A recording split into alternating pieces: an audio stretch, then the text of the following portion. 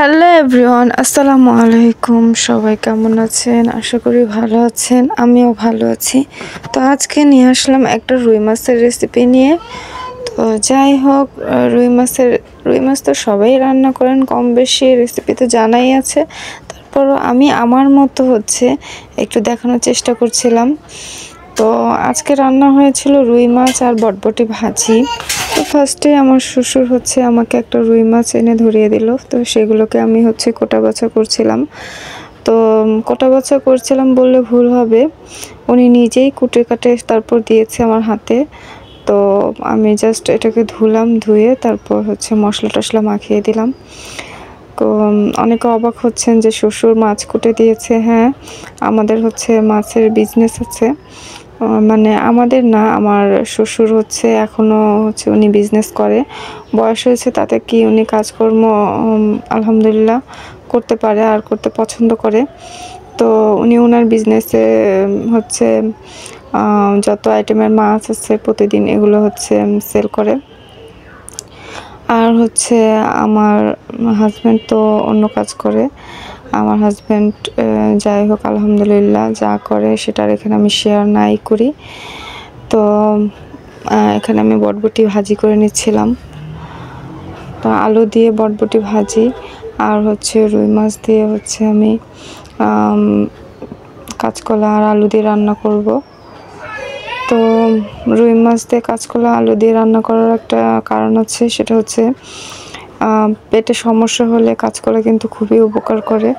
তো আমার শাশুড়ির পেটে সমস্যা হয়েছে, তো উনি একটু অসুস্থ। তো আমাকে বলছিল কি খাবা, কি রান্না করা হবে। তো আমি যখন আমাকে কাঁচকলা এনে দিয়েছিল, তো আমি বললাম তাহলে কাঁচকলা আলু দিয়ে রুই মাছ দিয়ে আমি ঝোল করি আর বটবটিগুলোকে আমি ভাজি করে ফেলি। বললো তোমার ইচ্ছা, তুমি যেভাবে খুশি রান্না করো।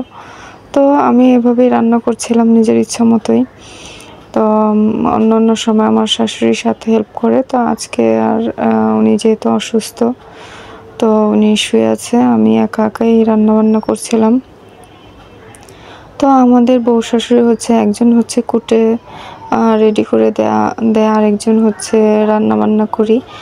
আবার অনেক সময় দেখা যায় যে আমি কুটি, আমি ধোয়া পাকলা করে রান্নাবান্না করি, আমার শাশুড়ি আমার বেবিদের সামলায়।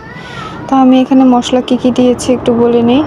এখানে হলুদ, মরিচ, লবণ আর ধনিয়া গুঁড়া আর রসুন বাটা দিয়েছি। তো আর একটু রুই মাছ যেহেতু সামান্য একটু আদা দিয়ে দিবেন। তো এগুলোই মশলা যেগুলো আপনারা রেগুলার রান্নার ব্যবহার করেন। আর যতক্ষণ পর্যন্ত একটু নিচে তেল না উঠে আসছিলো আমি একটু কষিয়ে নিয়েছিলাম। এরপর আমি পানি দিয়ে দিলাম। কাঁচকলায় কিন্তু অবশ্যই পানি অতিরিক্ত দেয়া লাগবে।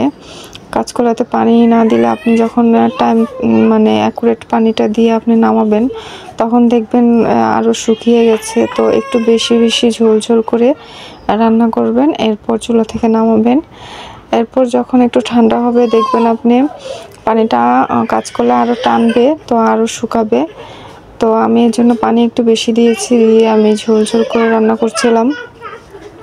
তো আলহামদুলিল্লাহ রান্না সবার পছন্দ হয়েছে, সবাই খেয়েছে তৃপ্তি ভরে। তো কষ্টটা তখন গায়ে লাগে না যখন দেখি সবাই তৃপ্তি ভরে খাচ্ছে।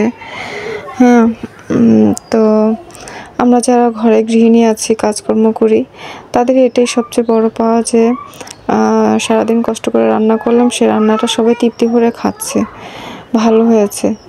তো যাই হোক, অনেক কথা বললাম, আজকের মতো এ পর্যন্তই। সবাই ভালো থাকবেন, সুস্থ থাকবেন, আমার জন্য দোয়া করবেন। আল্লাহ হাফেজ।